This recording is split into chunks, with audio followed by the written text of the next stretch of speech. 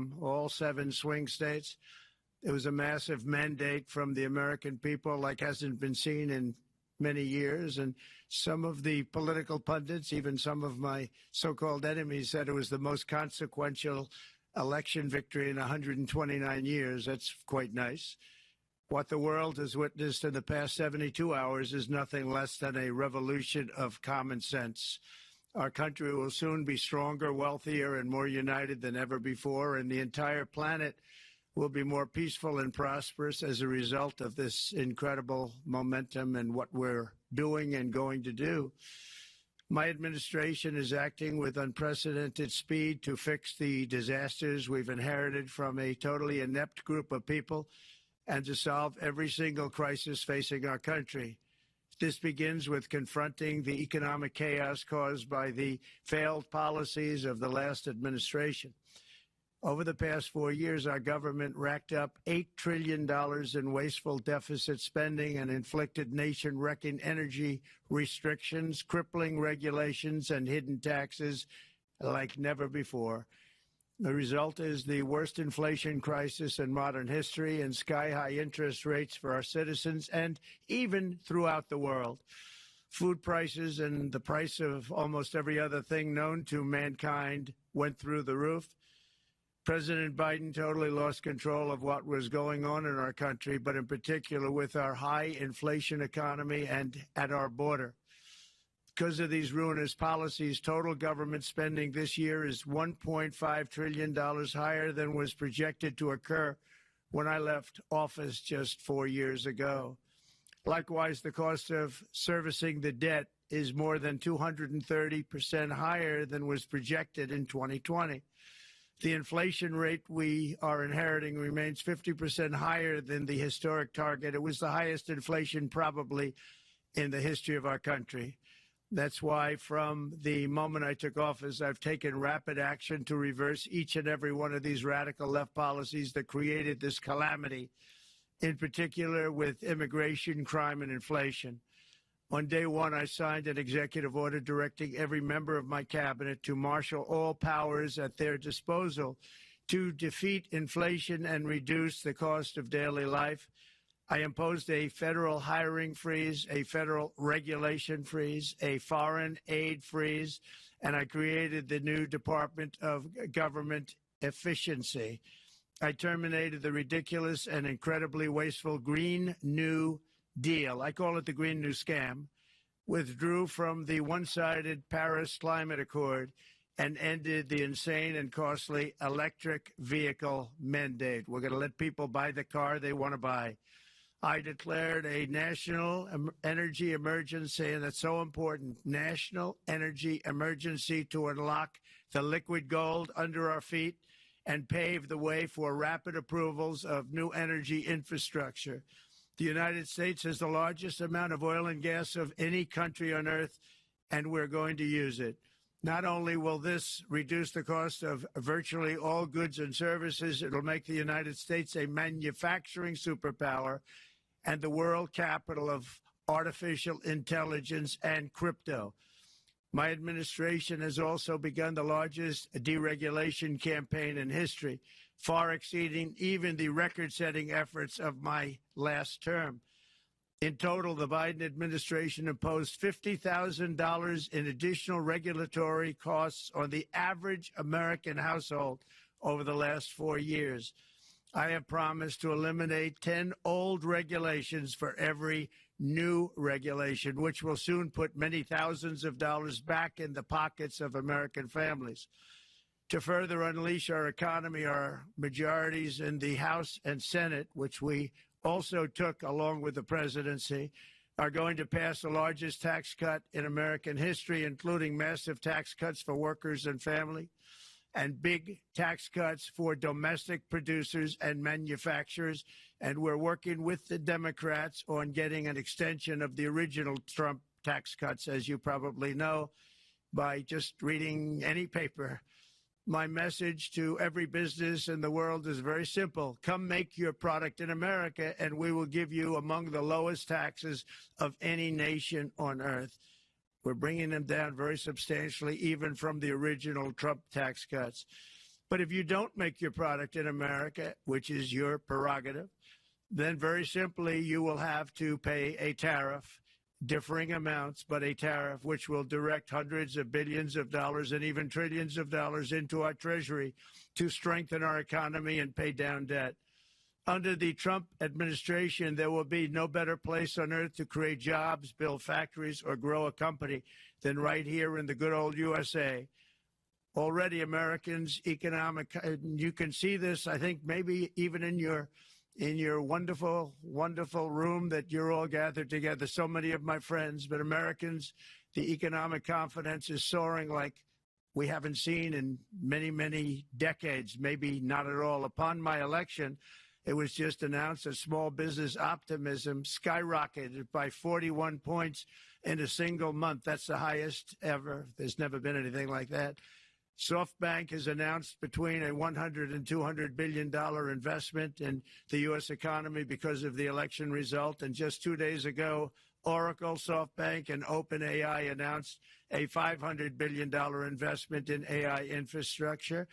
Other companies likewise have announced billions and billions and billions, adding up to trillions of investment in America, in the United States. And it's also reported today in the papers that Saudi Arabia will be investing at least $600 billion in America. But I'll be asking the Crown Prince, who's a fantastic guy, to round it out to around $1 trillion. I think they'll do that because we've been very good to them. And I'm also going to ask Saudi Arabia and OPEC to bring down the cost of oil. You got to bring it down, which, frankly, I'm surprised they didn't do before the election. That didn't show a lot of love by them not doing it. I was a little surprised by that. If the price came down, the Russia-Ukraine war would end immediately. Right now, the price is high enough that that war will continue. You got to bring down the oil price. You got to end that war. They should have done it long ago. They're very responsible, actually, to a certain extent, for what's taking place. Millions of lives are being lost. With oil prices going down, I'll demand that interest rates drop immediately, and likewise, they should be dropping all over the world. Interest rates should follow us. All over, the progress that you're seeing is happening because of our historic victory in a recent presidential election, one that has become quite well known throughout the world. I think a lot of things are happening to a lot of countries. They say that there's light shining all over the world since the election, and even countries that we aren't particularly friendly with are happy because they understand what there is a future and how great the future will be. Under our leadership, America is back and open for business. And this week, I'm also taking swift action to stop the invasion at our southern border. They allowed people to come in at levels that nobody's ever seen before. It was ridiculous.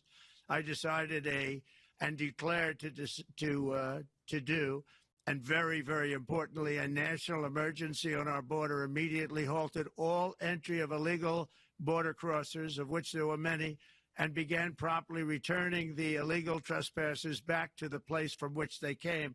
That action, as you've probably seen, has already started very strongly. I've deployed active duty U.S. military and National Guard troops to the border to assist in repelling the invasion. It was really an invasion. We will not allow our territory to be violated. After 4 long years, the United States is strong and sovereign and a beautiful nation once again. It's a strong, sovereign nation. In addition, I'm pleased to report that America is also a free nation once again. On day one, I signed an executive order to stop all government censorship. No longer will our government label the speech of our own citizens as misinformation or disinformation, which are the favorite words of censors and those who wish to stop the free exchange of ideas and, frankly, progress. We have saved free speech in America, and we've saved it strongly. With another historic executive order this week, I also ended the weaponization of law enforcement against the American people and, frankly, against politicians, and restored the fair, equal, and impartial rule of law. My administration has taken action to abolish all discriminatory diversity, equity, and inclusion nonsense. And these are policies that were absolute nonsense throughout the government and the private sector. with the recent yet somewhat unexpected great Supreme Court decision. The United States is strong and sovereign and a beautiful nation once again. It's a strong, sovereign nation. In addition, I'm pleased to report that America is also a free nation once again. On day one, I signed an executive order to stop all government censorship. No longer will our government label the speech of our own citizens as misinformation or disinformation, which are the favorite words of censors and those who wish to stop the free exchange of ideas and, frankly, progress. We have saved free speech in America, and we've saved it strongly. With another historic executive order this week, I also ended the weaponization of law enforcement against the American people and, frankly, against politicians, and restored the fair, equal, and impartial rule of law. My administration has taken action to abolish all discriminatory diversity, equity, and inclusion nonsense, and these are policies that were absolute nonsense throughout the government and the private sector. With the recent yet somewhat unexpected great Supreme Court decision just made, America will once again become a merit-based country. You have to hear that word, merit-based country. And I've made it official, an official policy of the United States, that there are only two genders, male and female. And we will have no men participating in women's sports, and transgender operations, which became the rage, will occur very rarely. Finally, as we restore common sense in America, we're moving quickly to bring back strength and peace and stability abroad. I'm also going to ask all NATO nations to increase defense spending to 5% of GDP, which is what it should have been years ago.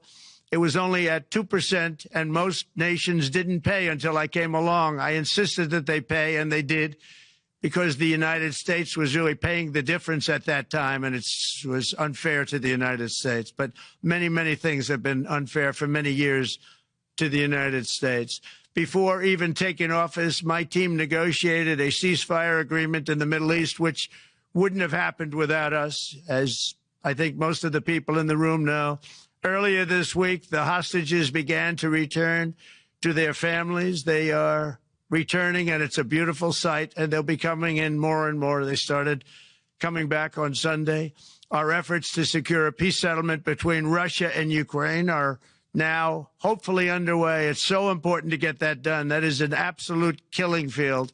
Millions of soldiers are being killed. Nobody's seen anything like it since World War II.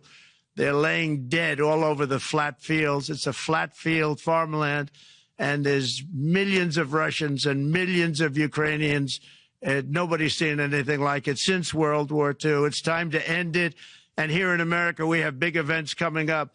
Next year, we have the 250th anniversary of America's founding. I'm so honored to be president during that. That's been a big event. They've been talking about it for 10 years. We also have the World Cup.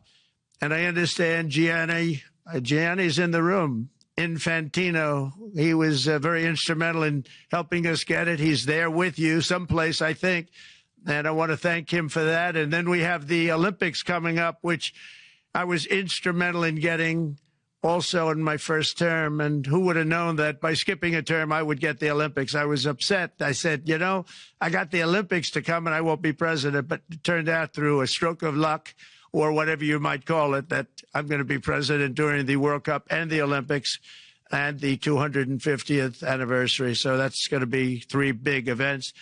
And we've accomplished more in less than 4 days. We have really been working 4 days than other administrations have accomplished in 4 years. And we're just getting started. It's really an amazing thing to see. And the spirit and the light over our country has been incredible. Under the last administration, our nation has suffered greatly, but we're going to bring it back and make it greater, bigger, stronger, better than ever before. I want to thank everybody for being with you. I would have been there myself, except the inauguration was 2 days ago. I thought it might be a little bit quick to make it the first stop, but we'll get there one day. We hope to get there. But I do appreciate, I heard the audience is fantastic, and many of my friends are in the audience, and I will be taking questions now from some very distinguished people. Thank you all very much.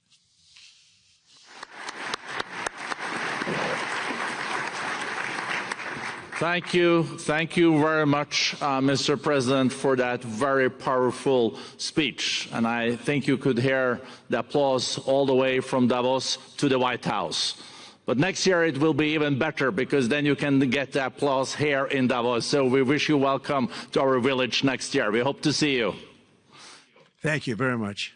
So we also know, Mr. President, that you open up for interaction here. We have a great panel with some of the most distinguished business people in the world.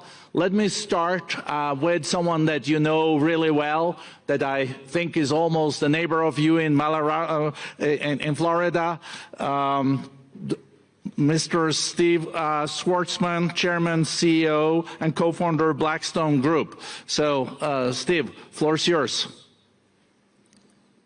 Well, Mr. President, I'm sure the Crown Prince of Saudi Arabia will be really glad you gave this speech today.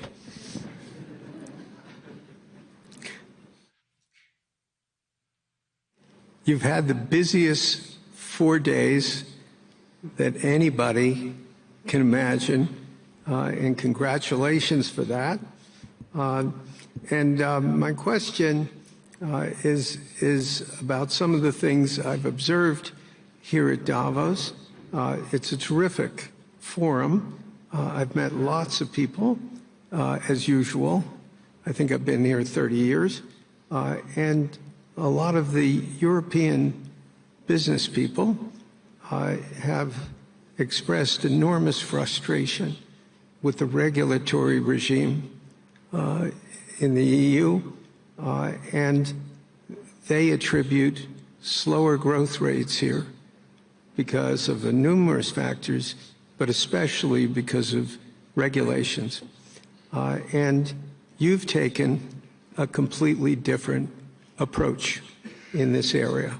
And if you could explain the theory of what you're doing, how you're going to do it, and what you expect the outcome to be, I'd appreciate it. Well, thank you very much, and congratulations, Steve. You're a friend of mine, but on a great career. You have had an amazing career, and it continues. I just want to congratulate you. Very inspirational to a lot of people. I want to talk about the EU, because you mentioned specifically that I've also had a lot of friends and leaders of countries. I've gotten to know them all my first term and a little bit during this period of 4 years, and know them well, like them a lot, but they're very frustrated because of the time everything seems to take to get approved, environmental impact statements for things that you shouldn't even have to do that, and many, many other ways that it takes. And I'm going to give you a quick little example. In the private life, my beautiful private life, before I had all these things happening, the world is a little different. I had a nice, simple life. You knew that. But when I had that simple life, I did projects. And I had a big project in Ireland. And it had to get approval on something that would have made it even better. And I got the approval from Ireland in a period of a week. And it was a very, very efficient, good approval. And they informed me, though, the problem is you're going to have to get it from the EU, and we think that'll take 5 to 6 years. And I said, you have to be kidding. And this was before politics. And I said, wait a minute, it's not that important. I don't want to go 5 or 6 years, but it would have been a big investment. It would have been nice, and it would have been good for the project. And I sent the people to the EU to see if they could speed it up, and basically it was a 5 or 6 year wait just to get a simple approval that Ireland gave me in a period of literally not much more than a week. And I realized right then, that was the first time I really was involved with the EU, but I realized right then that's a problem, and I didn't even bother applying to do it. Or if I did, I pulled it very quickly. I have to be very accurate because I don't want to be criticized. He did apply, actually. No, I want to be very accurate. So I don't think I did, but if I did, I pulled it very quickly. It was just something you couldn't wait 5 years or 6 years to get an approval. So a lot of, in a very big business sense, a lot of people are claiming that's the problem. From the standpoint of America, the EU treats us very, very unfairly, very badly. They have large tax that we know about, and a VAT tax, and it's a very substantial one. They don't take essentially don't take our farm products, and they don't take our cars, yet they send cars to us by the millions. They put tariffs on things that we want to do. Like, for instance, I think they actually, in terms of, these are non-economic or non-monetary tariffs, and those are very bad, and they make it very difficult to bring products into Europe, and yet they expect to be selling, and they do sell their products in the United States. So we have, hundreds of billions of dollars of deficits with the EU, and nobody's happy with it, and we're going to do something about it, but nobody's happy with it. So I think the EU has to speed up their process. Friends of mine that are in some of the nations within the EU, great people, they want to be able to compete better, and you can't compete when you can't go through the approval process fast. There's no reason why it can't go faster. So, I'm trying to be constructive because I love Europe.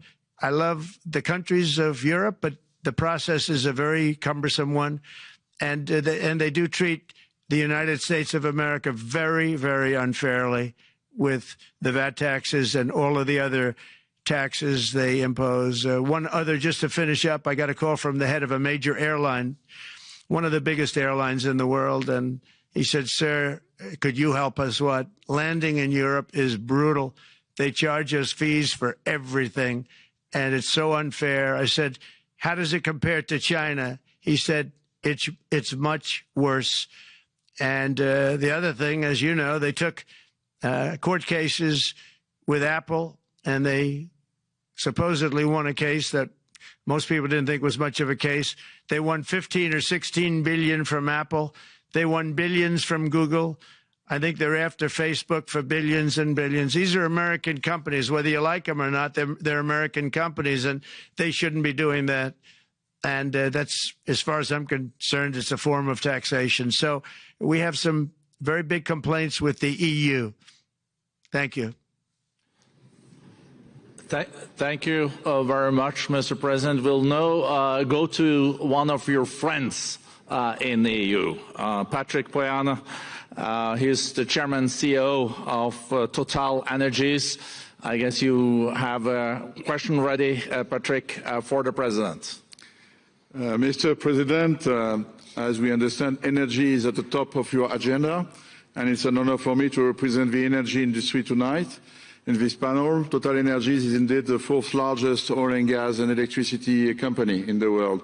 I will not ask you a question about the oil price. It's quite clear what you expect from us. I will go to gas more.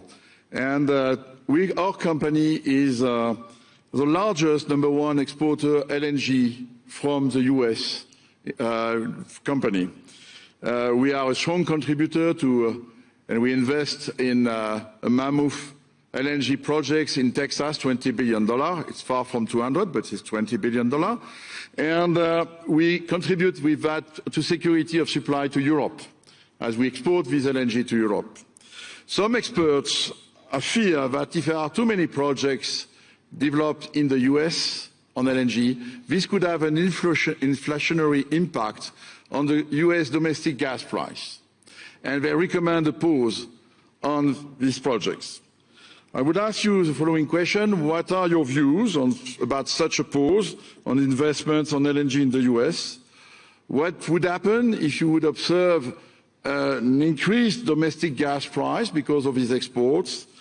And final question, which is important for Europe: would you agree to guarantee security of supply of US LNG to Europe? Well, on the last part of your question, yes, I would. I would make sure that you get it. If we make a deal, we make a deal, you'll get it. Because a lot of people do have that problem. They make a deal and then it can't get supplied because of war-type problems and other problems. So we would absolutely do that. LNG is very interesting because when I took office for the first term, one of the first things I looked at was there were two very massive plants in Louisiana, a state that has been very good to me, won it by many, many points. And I felt strongly indebted to it, actually. And they said there are two plants that have been under environmental consideration for more than 10 years. and they were costing, as you say, you know how expensive those plants are, but they were costing like 12 billion and I think 14 or 15 billion, but they couldn't get their permits. They were in review for years, many, many years, like a decade or more. And I said, so ridiculous. I know so much about that because in the construction industry, I had to go through it too, but I got good at it after a while. But I saw the projects, and you're talking about a total investment of 25 to $30 billion, and it looked like it was going to end. They couldn't get their permits, and I got them done in less than a week. It was done, completed. In fact, when they called them to announce that it was done, the countries, largely countries, Japan was involved and another country and some very big investors, they couldn't believe it. They actually couldn't believe it. And I said, just do yourself one favor. Don't pay any consultants, because the only one that got it done was me. I got it done because it was the right thing to do for the U.S. and for the world. But the consultants had nothing to do with it. You know, the consultants go in and they say, give us millions of dollars because Trump did it. Nobody called me about it. I just heard it was a problem for years. And I got it done because it was the right thing to do for the U.S. and the right thing to do for beyond. It had to do with energy, very important. So I think it's very important. I think I disagree with one. I think the more that you do, the lower the price is going to go. And what I'd like to see is rapid approvals. We're going to give very rapid approvals in the United States, like with the AI plants, talking to many people want to build them. That's going to be a very big thing. We're going to build electric generating facilities. They are going to build. I'm going to get them the approval. Under emergency declaration, I can get the approvals done myself without having to go through years of waiting. And the big problem is we need double the energy we currently have in the United States. Can you imagine? For AI to really be as big as we want to have it, because it's a very competitive, it'll be very competitive with China and others. So I'm going to give emergency declarations so that they can start building them almost immediately. And I think it was largely my idea because nobody thought this was possible. It wasn't that they were not smart, because they're the smartest. But I told them that what I want you to do is build your electric generating plant right next to your plant as a separate building connected. And they said, wow, you're kidding. And I said, no, I'm not kidding. You don't have to hook into the grid, which is old and, could be taken out. If it's taken out, they wouldn't have any way to get any electricity. So we are going to allow them to go on a very rapid basis to build their plant, build the electric generating plant. They can fuel it with anything they want, and they may have coal as a backup, good, clean coal, If there were a problem with a pipe coming in, as an example, you're going with gas, oil or gas, and a pipe gets blown up or for some reason doesn't work, there are some companies in the U.S. that have coal sitting right by the plant so that if there's an emergency, they can go to that short-term basis and use our very clean coal. So that's something else that a lot of people didn't even know about, but nothing can destroy coal, not the weather, not a bomb, nothing. It might make it a little smaller, might make it a little different shape, but coal is very strong as a backup. It's a great backup to have that facility, and it wouldn't cost much more money. And we have more coal than anybody. We also have more oil and gas than anybody. So we're going to make it so that the plants will have their own electric generating facilities attached right to their plant. They don't have to worry about a utility. They don't have to worry about anything. And we're going to get very rapid approvals. Thank you. Thank you so much, Mr. President. We'll now go to another CEO that you know very well, Brian Moynihan, the CEO and chair of Bank of America. Good afternoon, Mr. President, and congratulations, and obviously an eventful week for you and your family. If you remember 5 years ago, you came here and we walked among 150 CEOs from all over the world, and you engaged with them about your policies and your procedures. This year you're not here, and yet this week was eventful from the orders that you mentioned earlier, literally a wave of orders coming out on immigration, on trade, and many other matters.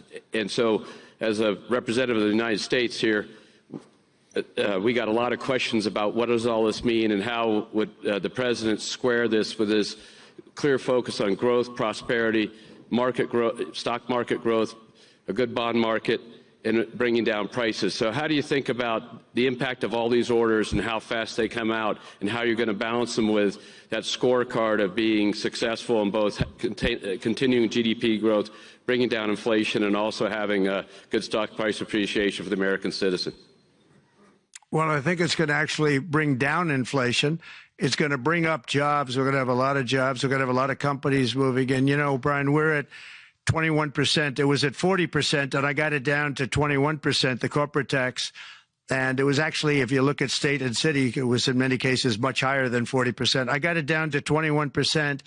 And now we're going to bring it down from 21 to 15% if, there's a big if you make your product in the U.S. So we're going to have the lowest, just about the lowest rate. It'll be, the 21 is on the low side worldwide. The 15 is about as low as it gets. And by far the lowest of a large country, a large, you know, rich, powerful country by far, not even a contest. So we're going to bring it down to 15% if you make your product in the USA. So that's going to create a tremendous buzz. We're also probably going back to the 1 year deduction where we deduct, you know, we did that originally, and that was amazing what the impact that had, the 1 year deduction, which built up over a period of time and then it expires. But we're going to go back to that when we do the renewal of the Trump tax plan. We have to get Democrats to approve it. But, you know, if the Democrats didn't approve it, I don't know how they can survive with about a 45% tax increase, because that's what it would be. And so I think they're going to do. We've been working along with them pretty well. I think it's very hard for a political group to say, let's charge people 45% more. So I think we're in good shape. But we're actually doing a reduction for business and small businesses where you're going to bring it down to 15%, which is really something. And by the way, speaking of you, and you've done a fantastic job, but I hope you start opening your bank to conservatives, because many conservatives complain that the banks are not allowing them to do business within the bank. And that included a place called Bank of America. They don't take conservative business. And I don't know if the regulators mandated that because of Biden or what, but you and Jamie and everybody, I hope you're going to open your banks to conservatives, because what you're doing is wrong.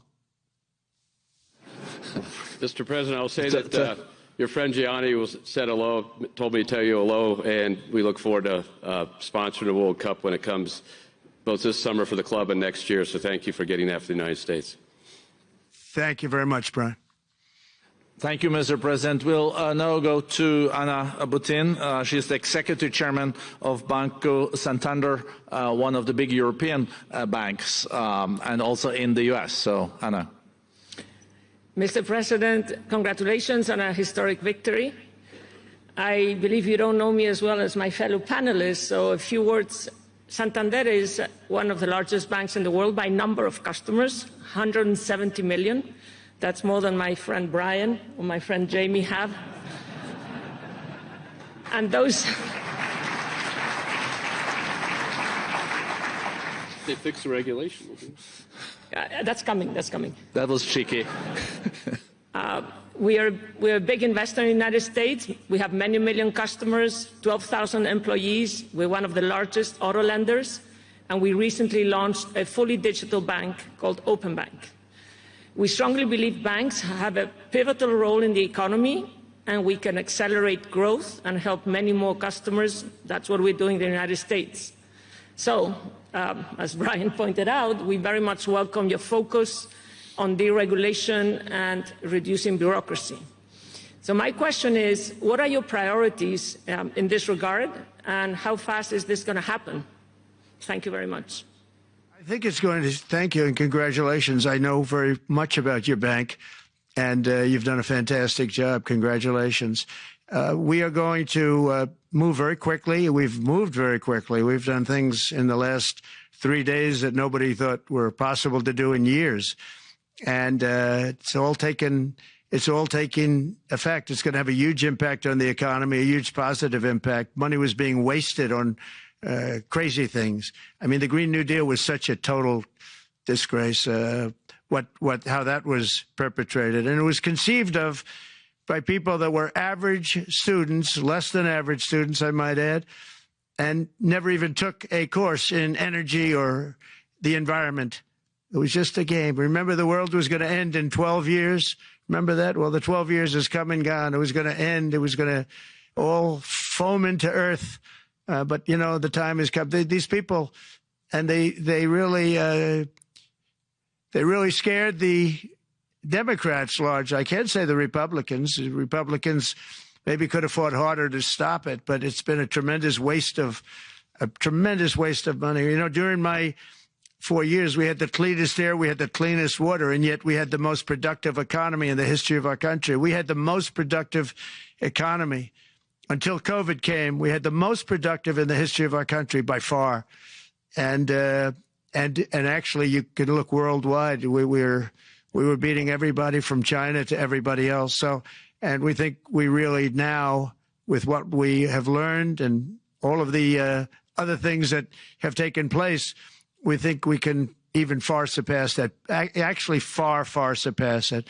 But we do, one thing we're going to be demanding is we're going to be demanding respect from other nations.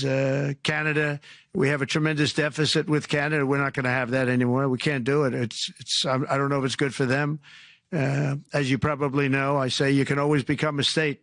And if you're a state, we won't have a deficit. We won't have to tariff you, et cetera, et cetera. But Canada has been very tough to deal with over the years. And it's not fair that we should have a $200 billion or $250 billion deficit.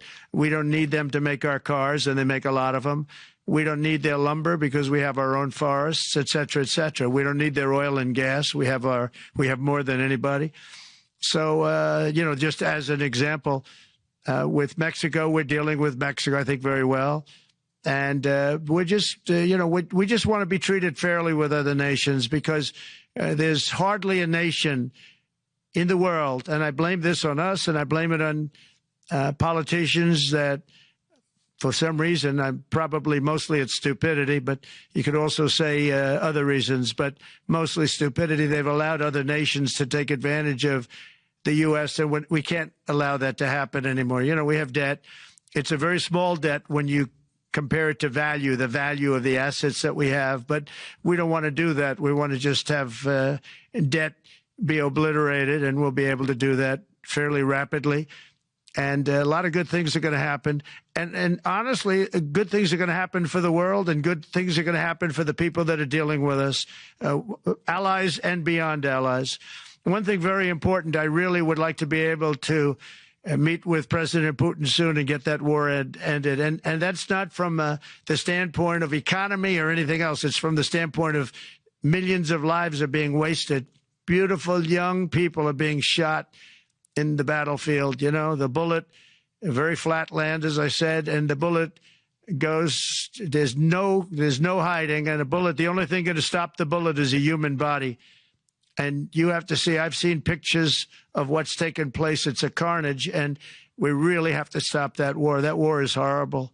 And I'm not talking economy. I'm not talking economics. I'm not talking about natural resource. I'm just talking about there's so many young people being killed in this war. And that's not including the people that have been killed as the cities are being, you know, knocked down building by building. So we really should get that stopped. Likewise, in the Middle East, I think we've made a lot of progress in the Middle East, and I think that's gonna come along pretty well. Thank you. Thank you, Mr. President. We know that the most consequential relationship in the world is between the U.S. and China. U.S. 28% of the global economy, China close to 20%. That's almost half of the global GDP. And we know that you called President Xi Jinping last Friday. We heard that you had a good discussion. How do you see the relationship between the U.S. and China in the next 4 years under your leadership? He called me, but I see it very good. I think that we're going to have a very good relationship. All we want is fairness. We just want a level playing field. We don't want to take advantage. We've been having massive deficits with China. Biden allowed it to get out of hand. He's $1.1 trillion deficit. It's ridiculous. And it's just an unfair relationship. And we have to make it just fair. We don't have to make it phenomenal. We have to make it a fair relationship. Right now, it's not a fair relationship. The deficit is massive, as it is with other countries, a lot of Asian countries, actually. But we have deficits that are very big, and we can't keep doing that. So we're not going to keep doing that. But I like President Xi very much. I've always liked him. We always had a very good relationship. It was very strained with COVID coming out of Wuhan. Obviously, that strained it. I'm sure it strained it with a lot of people, but that strained our relationship. But we always had a great relationship, I would say, and we look forward to doing very well with China and getting along with China. Hopefully, China can help us stop the war with, in particular, Russia, Ukraine. They have a great deal of power over that situation, and we'll work with them. And I mentioned that during our phone conversation with President Xi, and hopefully we could work together and get that stopped. We'd like to see denuclearization. In fact, with President Putin, prior to an election result, which was frankly ridiculous, we were talking about denuclearization of our two countries, and China would have come along. China has a much smaller, right now, nuclear armament than us, or field than us, but they're going to be catching it at some point over the next 4 or 5 years. And I will tell you that President Putin really liked the idea of cutting way back on nuclear. And I think the rest of the world, we would have gotten them to follow. And China would have come along, too. China also liked it. Tremendous amounts of money are being spent on nuclear. And the destructive capability is something that we don't even want to talk about today because you don't want to hear it. It's too depressing. So we want to see if we can denuclearize, and I think that's very possible. And I can tell you that President Putin wanted to do it. He and I wanted to do it. We had a good conversation with China. They would have been involved, and that would have been an unbelievable thing for the planet. Mr. President, when you're back here in Davos next year, will there be then a peace agreement with Ukraine and Russia by then? Well, you're going to have to ask Russia. Ukraine is ready to make a deal. Just so you understand, this is a war that should have never started. If I were president, it would never have started. This is a war that should have never, ever been started. And it wasn't started during there was never even talk about it. I knew that it was the apple of President Putin's eye, but I also knew that there was no way he was going in, and he wasn't going to go in. And then when I was out, bad things happened, bad things were said, a lot of stupidity all around, and you end up with what you have. Now you have all these bombed out cities. They look like demolition sites with many people killed. I think the thing that you'll see about Ukraine is that far more people have died than is being reported. And I've seen that. But far, far more people have died. When you look at a city that's become a demolition site where big buildings have been collapsed by missiles hitting them and everything else, and they say one person was slightly injured. No, many people were killed. Those are big buildings. I was surprised at how that was my business. These are buildings that go 2 and 3 blocks long. They're 20 stories high. They're big, powerful buildings, and they were knocked down, and there were a lot of people in those buildings. That announced that 2 people were injured. That's not true. So I think you're going to find that there were many more people killed in Ukraine in the Ukraine war than anybody has any idea. But if you look now, so many of the people being killed are soldiers just facing each other with guns, rifles, and drones, the new form of warfare, drones. And it's a very sad thing to see. And when you see pictures of the fields that I see, nobody wants to see it. You'll never be the same. Thank you.